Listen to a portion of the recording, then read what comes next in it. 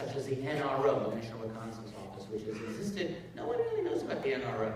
It's even more secretive than the NSA. I am convinced that the NRO has got to be intimately involved in UFO cover-up phenomena. NRO monitors all the spy satellites that the U.S. has. It's all space-based. They are highly, highly elite secretive, and they have a lot of money as well.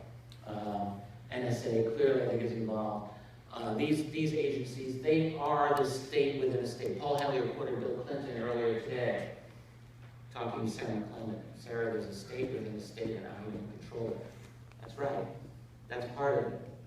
So you've got this runaway black budget culture, which I talked about a little earlier, and then we have international collaboration. This is important. For years and years, people would ask me, well, how is it then that this UFO cover-up can go international? I mean, there's the U.S., sure, there's other countries. What about them?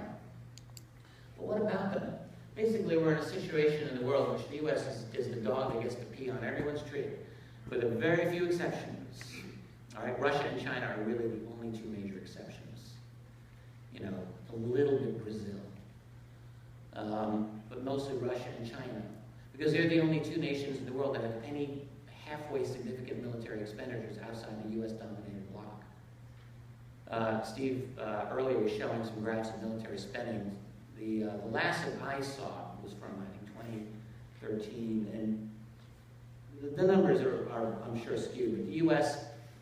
official total was just under 40% of global military spending from what I saw. Not too different, he said his was 43. But the real thing is, when you look at U.S.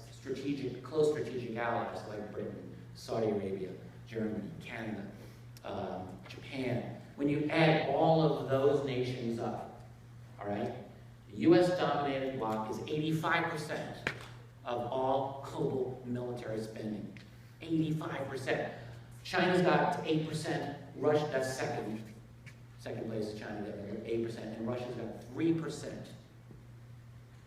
So those two nations have 11%, and then North Korea's got like 0.5%, Syria has like 0.2%, or not even. You know, Iran's got tiny amount. I mean, they're pretty much insignificant. So basically, you've got a U.S.-dominated system. And so the fact is, if some stuff goes down up here in Canada, Canada is not going to be an independent player in this. There's no way. Nor is Britain, nor even is France. And France would like to be.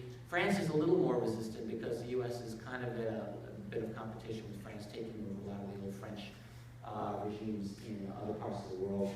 The old French colonial empire is still being taken over by the U.S. They're not really happy, but basically the U.S. dominates them all.